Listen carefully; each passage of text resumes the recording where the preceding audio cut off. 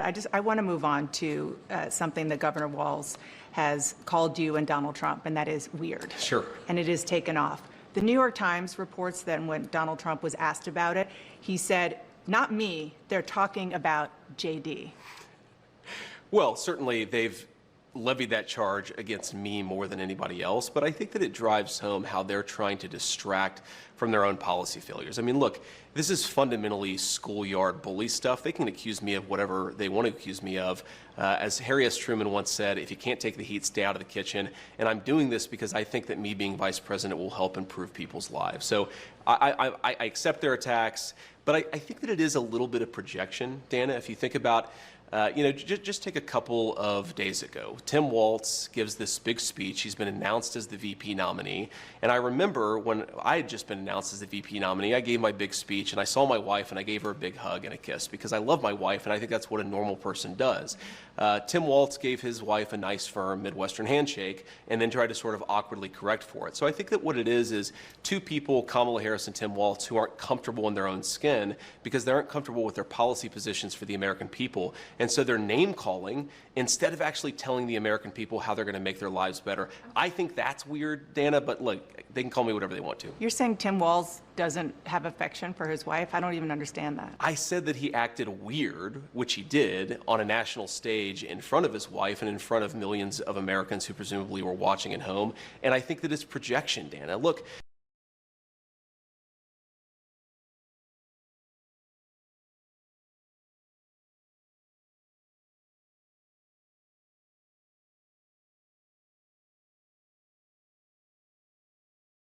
just in the past few days, Democrats have kind of organically settled on a new attack line against Donald Trump and J.D. Vance.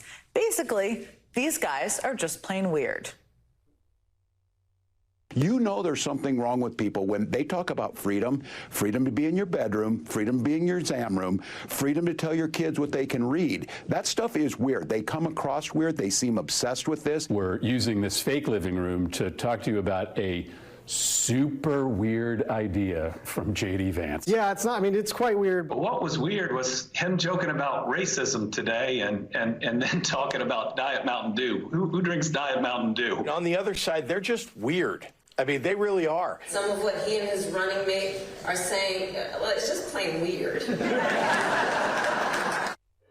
Yet at times, his fatherly praise is downright cringeworthy, like on The View in 2006. I said that if Ivanka weren't my daughter, perhaps I'd be dating her. You know? Stop it! Oh, it's so weird. Stop You know it. what? You are sick. Far from protecting his daughter from being talked about as a sex object, he has encouraged it multiple times. On Howard Stern's radio show in 2004 and then again in 2006. By the way, your daughter. She's beautiful. Can I say this? A piece of ass. Yeah. She looks more voluptuous than ever. She's actually always been very voluptuous. She's tall. She's almost 6 feet tall. In May, Ivanka described herself as a feminist while defending her father on CBS after a scathing New York Times article about his alleged negative treatment of women. Is there unending commentary on the female form? No. I've known my father obviously my whole life, and he has total respect for women. Please welcome the lovely Ivanka Trump. Still, even Ivanka seemed confused when talk show host Wendy Williams asked about things the two have in common. What's the favorite thing you have in common with your father? Either real estate or golf. Donald, with your daughter? Well, I was going to say sex, but I can't relate that. Donald Trump has always been proud of his daughter. I'd call collect to his office. I was probably, 10 years old. He would pick up the phone every single time, and he'd put me on speakerphone. It wouldn't be a long conversation. He'd introduce me to whoever was in his office.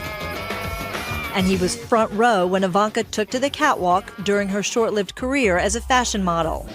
Still, Donald Trump repeatedly points out how hot his daughter is, saying last year in a Rolling Stone article, "Yeah, she's really something, and what a beauty, that one. If I weren't happily married and, her father." My daughter, Ivanka. Yeah. She's 6 feet tall. She's got the best body. Yeah, she's hot. Ivanka continues to defend her father. Just an observation of mine that I made. I just have to say it. You know it, you feel it. These guys are creepy and yes, just weird as hell. That's what you see. That's what you see. said, let Trumpomania run wild, brother. Let Trumpomania rule again. Let Trumpomania make America great again.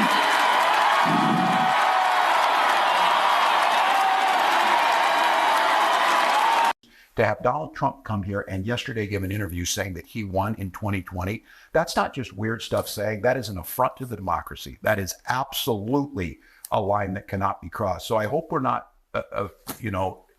immune to the fact that that is such an outrageous statement. It is such an attack on the very fundamentals of our democracy. He lost by over 7 points. And for him to crow that he thinks he has a chance, I remind folks, Joe Biden came closer in Texas than Donald Trump came in Minnesota.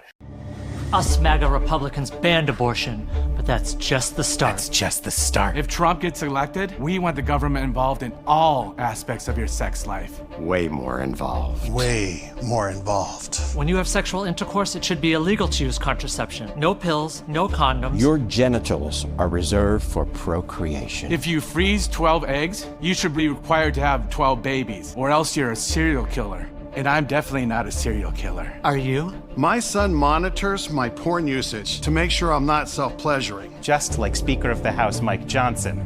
That's true, you can look it up. Don't you think that's normal? Yeah, I do. It's normal for your son to do that. You should have a family member monitor your porn use too. Because pleasuring yourself is very, very naughty. I'm voting in November. I'm voting in November. We're all voting in November. Are you? Because what happens in your bedroom is up to me. Is up to me and my son. Also, mouth stuff is a sin.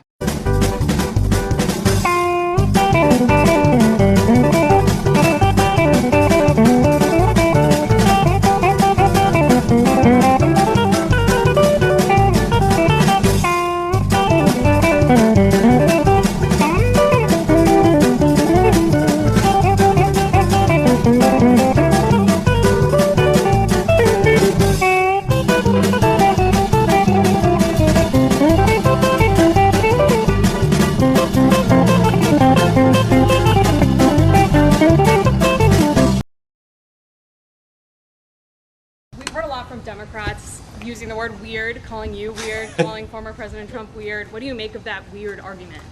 I think that the weird argument honestly came from a bunch of 24-year-old social media interns who were bullied in school, and they decided they're going to project that onto the entire Trump campaign. And the reason it doesn't make sense is because you ask who's weird, right? I think it's pretty weird to be the border czar and to open up the border and allow fentanyl to come into your community. I think it's pretty weird to try to take children away from their parents if the parents don't want to consent to sex changes. That's something that Tim Walz did.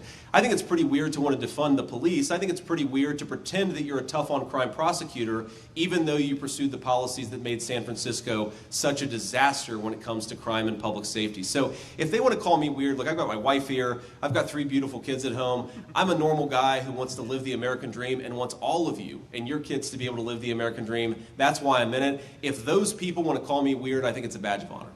Question.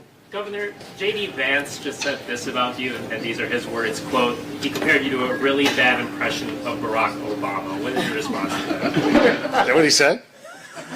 It's great. I love how we get the real-time quotes here. I mean, look, I don't know. Barack Obama was probably our most gifted orator of my time, so it's kind of a weird insult, I guess. But look, I'll say this about J.D. Vance. It is real hard being honest with the American people when you're not being honest with yourself. J.D. Vance is a total phony baloney. He is the most inorganic candidate I think I have ever seen on the national stage. He doesn't know what he believes, and that is why it is impossible for him to articulate a coherent message to the American people, because he doesn't believe it. This guy is not exactly off to a good start, and it is clear that Donald Trump really has buyer's remorse with his pick. So if he wants to sling insults in my direction, which I'm not even sure is an insult, let him do it. That's fine. Bring it on. I'll be ready for whatever the hell J.D. Vance throws my direction. Thanks, everybody. J.D. Vance has really stepped up. He's doing a fantastic job. Well, well, I smile at a lot of things, including bogus questions from the media, man. I'm a normal guy. I think we have to go to war against the anti-child ideology. I guess they'd want to have a beer with me because I actually do like to drink beer. And right now, I am angry. I had a Diet Mountain Dew yesterday and one today. I'm sure they're going to call that racist too, but it's good. Son, shut the hell up for 30 seconds about Pikachus. I love you guys. I'm a normal guy. Do you ever hear a song on the radio and you think, that's really good? And then you hear another song, you think, well, that won't work. Then they try and remix it. It still won't work. You can have various different variations. It's still a load of, wow, what word should we use? Garbage, rubbish. There's a word beginning with S, which we could use.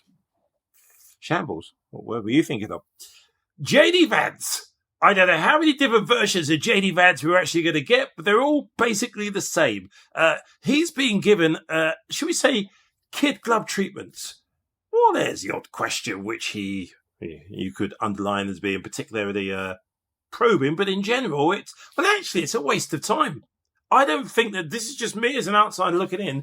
I generally do not think there is any chance that JD Vance will ever get anywhere near being vice president. I actually think there's a high possibility he could get booted. Just every time he opens his mouth, you're thinking, just a no from me, a no. She wanted to open the border, but now she doesn't. She should have to answer for why she presents a different set of policies to one audience and a different set of policies to another audience. And I think that's what President Trump is getting at. This is a fundamentally fake person. She's different depending on who she's in front of. With respect, you changed your position on an important thing, which is Donald Trump. Of course I did. And so why are you not a chameleon? The Harris administration, for example, handed out farm benefits to people based on skin color. I think that's disgraceful. I don't think we should say you get farm benefits if you're a black farmer, you don't get farm benefits if you're a white farmer. All farmers, we want to thrive, and that's certainly the President Trump and JD Vance view of the situation. You've now asked me 3 questions about comments that I made 3 years ago. I wonder what Kamala Harris thinks about the fact that she supported policies that opened the American southern border. I wonder what Kamala Harris thinks about the fact that she lied to the American people about Joe Biden's middle facility for the office. You are interviewing me, Dana, because I respect the American people enough to sit down for an interview. I appreciate that. Kamala Harris has been the nominee for 3 weeks. She hasn't sat down for a real interview. Believe me, we are asking. You're not going to get a disagreement there. But the point is, Dana, you've got me for 15 minutes or however long you have me. We should be talking about public policies that matter. How are we going to lower inflation? How are we going to reduce the cost of food and housing? How are we going to close down that southern border? We've talked so little about that. We've talked a lot more about a sarcastic remark I made 3 years ago. I think we should talk about the issues that most Americans care about. But you can't police people for being anti-Israel or pro-Israel. You can police people for violating the law. And we have seen some of that with some of these protests. Okay, so you agree that people who break in and vandalize a building should be prosecuted? Exactly. Okay, I'm just checking because you did help raise money for people who did so on January 6th, which was, impeding an official proceeding, breaking into a building that they weren't allowed to be in, and vandalizing the Capitol. Well, Caitlin, I know that this is the obsession of the national media to talk about what happened 2 years ago, 3 years ago on January the 6th. It's not an obsession. I'm just seeing if it's a double standard. Let me answer the question, Caitlin. I mean, look, here's been my basic argument about January the 6th. If you beat up a cop, of course you deserve to go to prison. If you violated the law, you should suffer the consequences. But there are people who protested on January the 6th who have had the complete weight of the Justice Department thrown at them when, at worst, they're accused of misdemeanors. Now, again, there are people who are accused of worse offenses, and that's a problem. But you can't have Black Lives Matter protesters who rioted and vandalized go free when you have people who were actually peacefully protesting on January the 6th who have the book thrown at them. That's the double standard that I'm most worried about. Yeah, I don't think there's an obsession with January 6th, but it is a legitimate question. And given what you just said there, and as Trump is getting closer to, as he's a presumptive Republican nominee, he has said he would pardon, he's considered a blanket pardon for everyone on January 6th. Are you saying that shouldn't happen? People who beat up cops should be excluded from that? Well, I think what President Trump has said, and of course he can speak for himself, but I pay pretty close attention to what he says. And I think what the president has said is that people who have this double standard applied to them should be pardoned. And We'll get to the crazy in a moment, but first let's deal with, this is just disgusting. Like, there's no other word for this. And I'm amazed that nobody feels like calling it out. Kamala Harris has come along, taking the mantle, taking the headlines, and also taking the lead in the polls. So he's really just... This shows how desperate, no other word, desperate he's getting to resort to what is just sheer racism. Something you just... Well, it doesn't take too long to work out. It's all projection, it's all stage, it's all trying to get a little clip. Who in their right mind, look, we all talk to ourselves, well, I do sometimes, but waving in thin air.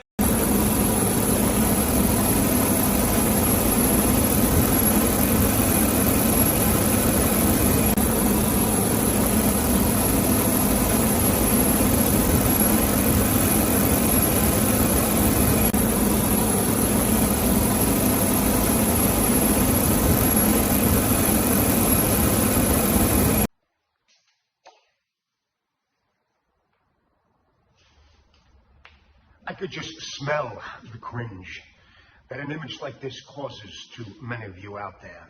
You know who you are. You folks in the back of the room. You folks who hate this man for no reason that you can explain. I've never heard anybody explain why they hate this man. Even my friends. Nobody can ever explain why they hate him. Have a legitimate reason. Mexico's going to pay for the wall. Mexico's going to pay for the wall. They're going to pay for the wall, and they're going to enjoy it. He promised us. We trusted him to get it done. I will build a great, great wall. But he didn't get it done. He failed. He lied to us. More illegal immigrants were deported under Barack Obama. Now, he says we should trust him again. Donald Trump, he had his chance. He failed.